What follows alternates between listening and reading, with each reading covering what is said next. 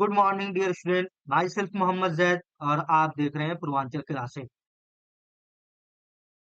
आज हम स्टार्ट करने जा रहे हैं ब्रायोफाइटा लेक्चर सीरीज, जिसमें सबसे पहले हम रिक्शिया के बारे में देखेंगे। रिक्शिया जो कि एक ब्रायोफाइट है। ब्रायोफाइट को हम एम्फीबियन ऑफ प्लांट किंगडम कहते हैं। ऐसा इसलिए कहते हैं क्योंकि जो ब्रायोफाइटा है, इनकी जो स्पीशीज होती है वो टेरेस्ट्रियल हैबिटाट पर तो ग्रो करती है, लेकिन इनके रिप्रोडक्शन के लिए मॉइस्चर यानी और मॉइस्चर यानी सफिशिएंट क्वांटिटी में मॉइस्चर होना जरूरी है, यानी वाटर की जरूरत होती है। सिस्टमेटिक क्लासिफिकेशन अगर हम बात करें रिक्शिया की, तो ये division Bryophyta, class Hepaticopsida, order Marchantiales, family Ricciaceae और जीनस रिक्शिया। अकरेंस की अगर हम बात करें रिक्शिया की, तो जो जीनस रिक्शिया है उसका नेम एक इटालियन बॉटनिस्ट एफ रिक्शी के नेम पर पड़ा था। The plant grow damp soil. Damp soil का मतलब होता है नम मिट्टी, यानी जहां पर मॉइस्चर जो सफिशिएंट क्वांटिटी में अवेलेबल हो। इसकी एक रिक्शिया की एक स्पीशीज है रिक्शिया फुलिटैन, जो कि ग्रो करती है स्टैग्नेंट वाटर या स्लो रनिंग वाटर में। रिक्शिया रोबस्टा, रिक्शिया क्रिस्टलिना, ये दो ऐसी स्पीशीज है जो कि 3000 मीटर एल्टीट्यूड पर पाई जाती है इन वेस्टर्न हिमालय में। Riccia cruciata, Riccia discolor and Riccia robusta, ये इंडेमिक स्पीशीज है इंडिया के लिए। गैमेटोफाइट। गैमेटोफाइट, सबसे पहले गैमेटोफाइट क्या होता है? गैमेटोफाइट अगर मेन प्लांट बॉडी पर डायरेक्टली गैमीट का फॉर्मेशन होता है तो उसे हम कहते हैं गैमेटोफिटिक प्लांट बॉडी। अगर मेन प्लांट बॉडी पे डायरेक्टली स्पोर का फॉर्मेशन होता है तो उसे हम बोलते हैं स्पोरोफाइट। तो जो रिक्शिया है उसका जो मेन प्लांट बॉडी है वो क्या है? वो गैमेटोफाइट है और ये फ्लैट होती है। डॉर्सी वेंट्रल, यानी दो सतह पाई जाती हैं, एक वेंट्रल सरफेस और एक डॉर्सल सरफेस। वेंट्रल सरफेस जो होती है वो सॉइल के कांटेक्ट में होती है। ये डार्क ग्रीन कलर की होती है और डाइकोटोमसली ब्रांच होती है। डाइकोटोमसली ब्रांच का मतलब जो मेन ब्रांच होती है वो आगे दो ब्रांच में डिवाइड हो जाती है। The thyroid body of Rixia cruciata और Rixia pandai show cruciform arrangement। Dorsal surface जो कि ग्लैब्रस होता है, एक्सेप्ट रिक्शिया मेलेनोस्पोरा, जिसमें एपिडर्मल आउटग्रोथ होती है। Dorsal surface also have midrib represented by shallow groove except Rixia frosti. Growing point is situated in the apical notch. Ventral surface, रिक्शिया का ventral surface सबसे ज्यादा इंपॉर्टेंट है, क्योंकि जितने भी इंपॉर्टेंट स्पेसिफिक फीचर है वो वेंट्रल सरफेस पर शो करते हैं। जैसे कि राइजॉइड। राइजॉइड क्या है? राइजॉइड रूट लाइक है, रूट नहीं है, रूट लाइक स्ट्रक्चर है और स्केल पाए जाते हैं वेंट्रल सरफेस पर। राइजॉइड एक सिंपल आउटग्रोथ है लोअर एपिडर्मिस सेल का, जो कि यूनिसेलुलर होता है और अनब्रांच ट्यूबुलर स्ट्रक्चर होता है। अब राइजॉइड टू टाइप के होते हैं, एक होता है स्मूथ वॉल और दूसरा होता है ट्यूबरकुलेटेड राइजॉइड।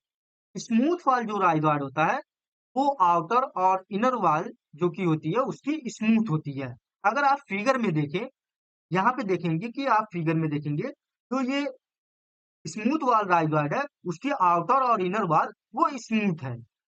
ये लिविंग सेल होती है और इनका जो मेन फंक्शन होता है वो एब्जॉर्प्शन का होता है। ट्यूबरकुलेटेड राइजॉइड की अगर हम बात करें तो ट्यूबरकुलेटेड जो राइजॉइड होता है उसमें पेज लाइक या प्लेट लाइक प्रोजेक्शन होता है इनर वॉल में। आप फिगर देखें, देखिए पेज, ये जो इनर वॉल है उसमें आउटग्रोथ आ गई है हल्की हल्की प्लेट लाइक। इनका मेन फंक्शन जो होता है वो मैकेनिकल सपोर्ट का होता है। स्केल।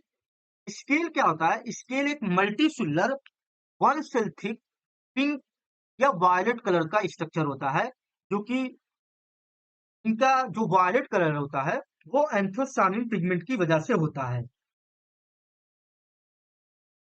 ये सिंगल रो में अरेंज होते हैं along the मार्जिन, अगर ये मार्जिन देखेंगे, ये मार्जिन है, ये मार्जिन के अलॉन्ग वाइज ये स्केल सिचुएटेड है। इनका काम क्या होता है, इनका फंक्शन होता है ग्रोइंग पॉइंट को प्रोटेक्ट करना। रिक्शिया की एक स्पीशीज है, रिक्शिया फुलिटैंड, जो कि एक एक्वेटिक स्पीशीज है।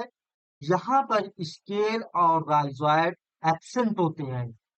इस बात को, इस पॉइंट को आप नोट कर लीजिएगा। यहाँ से कई मरतबा क्वेश्चन पूछे जा चुके हैं एमयू और बीएचयू के एमएससी एंट्रेंस में।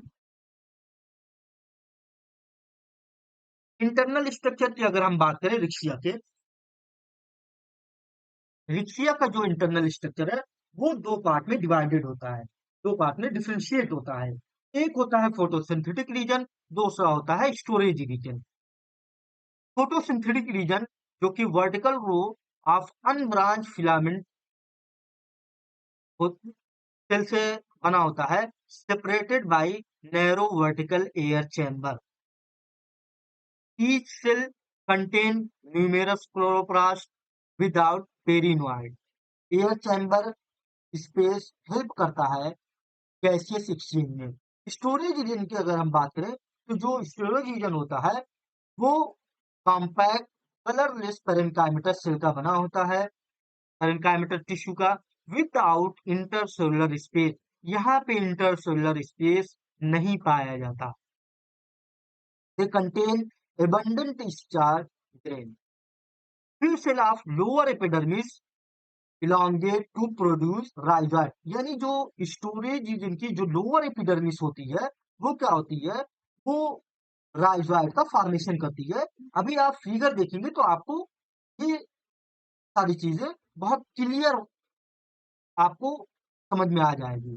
देखिए, ये ये इंटरनल स्ट्रक्चर की फिगर है।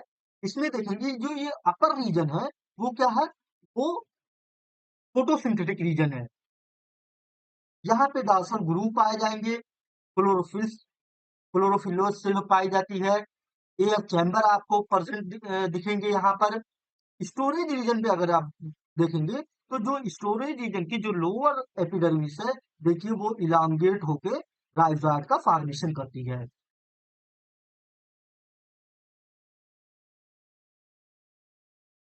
अब हम बात करते हैं रिक्शिया के रिप्रोडक्शन के बारे में। रिक्शिया जो की रिप्रोडक्शन, वेजिटेटिव और सेक्सुअल रिप्रोडक्शन यहाँ पे पाया जाता है।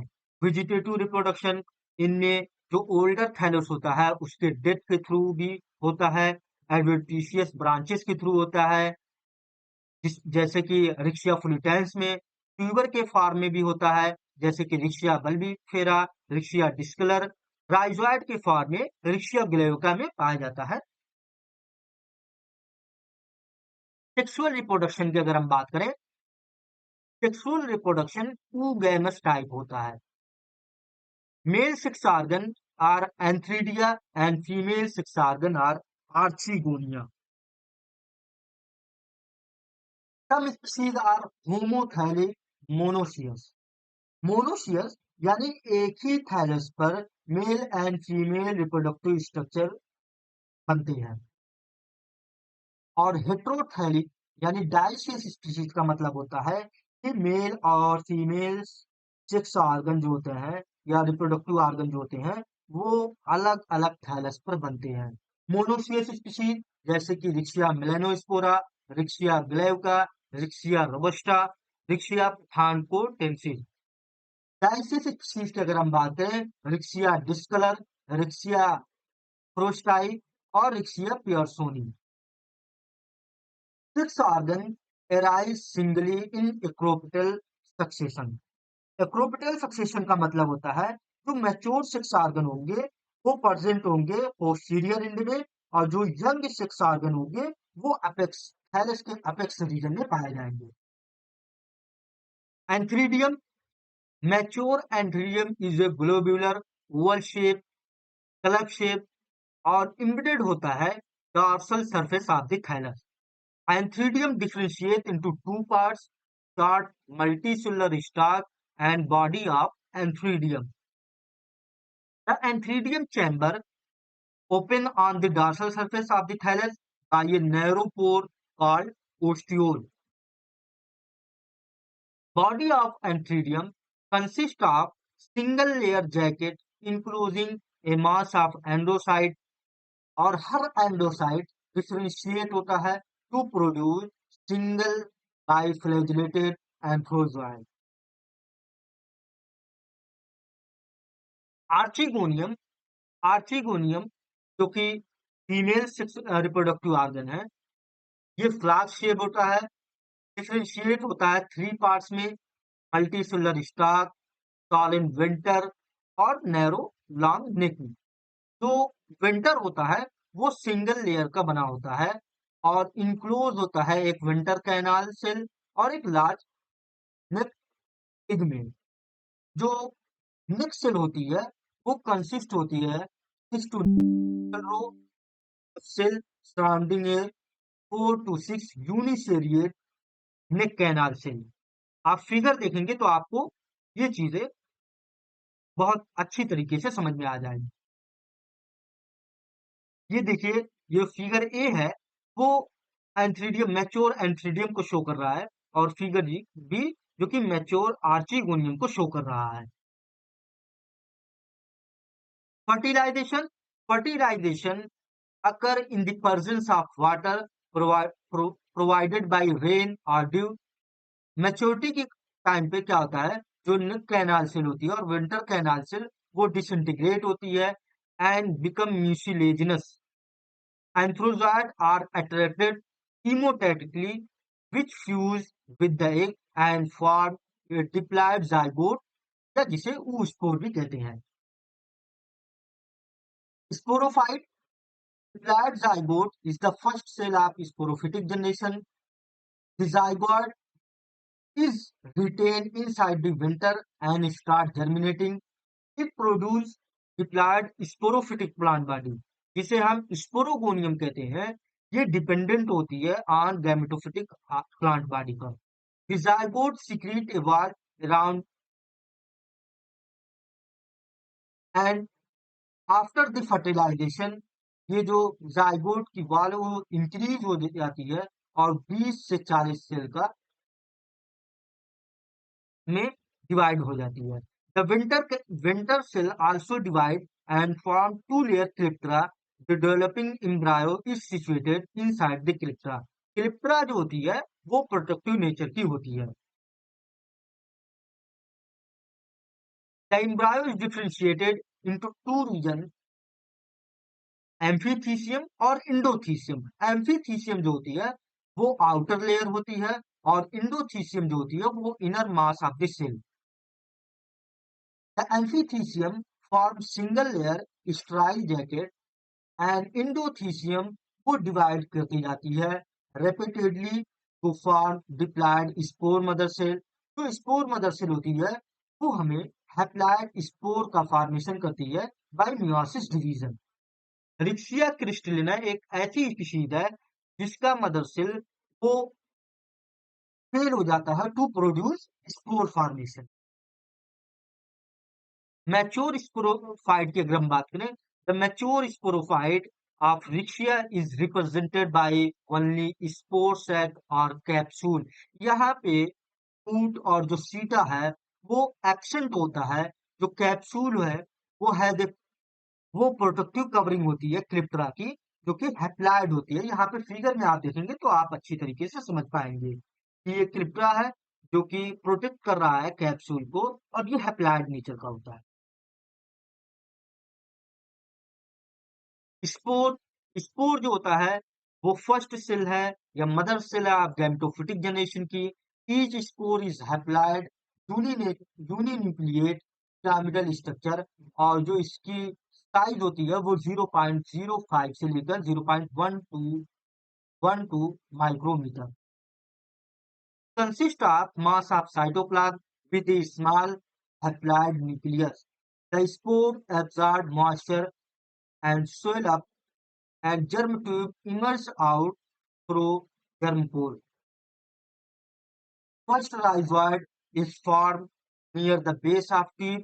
Life cycle of Rixia is diplohaplantic. Thank you so much. मुझे उम्मीद है कि आप लोगों को ये जो रिक्सिया का जो लेक्चर है वो अच्छे से समझ में आ गया होगा। अगर आपको कोई भी कंफ्यूजन है तो आप कमेंट कर सकते हैं कमेंट बॉक्स में, और जल्द ही मैं इसका जो एमसीक्यू है जो एमयू और बीएचयू या सीयूटी में पूछे गए हैं उनको मैं अपलोड करूंगा। आप इस वीडियो को ज़्यादा से ज़्यादा शेयर कीजिएगा, लाइक कीजिएगा, ताकि और भी जो स्टूडेंट है जो एमएससी की प्रिपरेशन करना चाहते हैं उनको एक अच्छा प्लेटफॉर्म मिल सके। आपको अगर नोट्स भी चाहिए होगा ये सेम पीपीटी तो मैं आपको शेयर कर सकता हूँ, आप टिक्स कर। Thank you so much.